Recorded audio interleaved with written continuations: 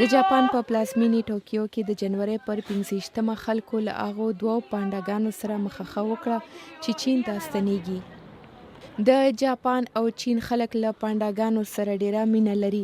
لیلې او شیاو شیاو ته د مخه ویلو او ژوبڼ ته هغه شاوخوا 4,000 او 400 کسان ورغلي وو چې د دې لپاره په یو کوراندازۍ یا پچه اچونه کې بریالي شوي وو.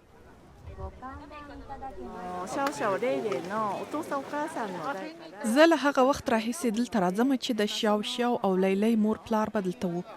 دا داس ده لکه چې د یوې کورنۍ کیسه چې ختمیږي. پانډاګانو ما ته انرژي، همت او سکون راکړی، نو غوښتل مې چې نن دلته ورته د مننې ویلو لپاره راسم. 感謝を伝えに最後観覧したいと思います。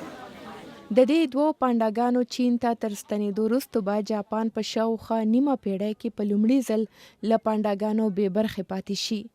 چین جاپان ته د پانډا ډیپلوماسۍ پروګرام تر لاندې پانډاګان ورکړي وو. پانډاګان په 1972 کال کې د بیجینګ او ټوکیو ترمنځ د اړیکو عادي کېدو راهیسې د ملګرتیا یو علامت وو. خو اوس د لیلې او شیاو شیاو په نامه دا پانډاګان بیجینګ ته په داسې وخت کې ورکول کیږي چې د دواړو هیوادونو ترمنځ اړیکې خرابې شوې دي. پانډاګان د چین او جاپان ترمنځ د دوستۍ یو نښه ده. نو دا ډیره د خفګان خبره ده چې موږ به دوی نور په جاپان کې ونه وینو. زما په اند چې کله به خلکو پانډاګانو ته کتل نو دوی به زموږ له چین سره په ارتباط کې مرسته کوله. نو د دې په کتو زه غواړم چې پانډاګان بیا جاپان ته راسي. ماشومان هم پانډاګان خوښوي او که موږ یې په جاپان کې په خپلو سترګو لیدلی سو نو بیا به یې زه لیدو ته ضرور ورځم.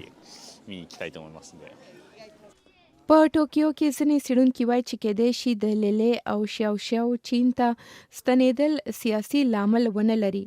خو دوی زیاتوي چې که چین په راتلونکي کې یو وارې بیا جاپان ته پانډاګان ورکړل نو معنی به د دواړو هیوادونو ترمنځ ښې اړیکې وي او که چېرې په مستقبل کې د دواړه اړخیزه اړیکو ښه کولو ارادې وي نو د پانډاګانو بیرته جاپان ته ورکولو موضوع به هم په خبرو اترو کې شامله وي.